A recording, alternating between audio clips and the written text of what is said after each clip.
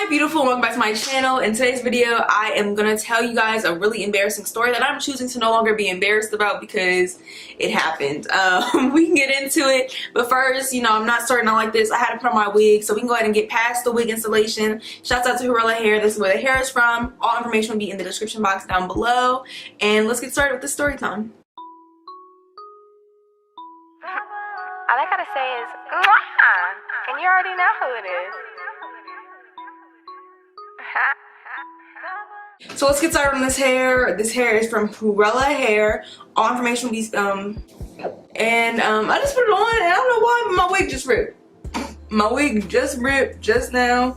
I just tried to put it on and it ripped. I didn't even cut it yet. I didn't do anything. I was just putting it on and it definitely just ripped. It's gonna be okay. I probably was gonna cut it anyway, but just like, I don't know why that happened.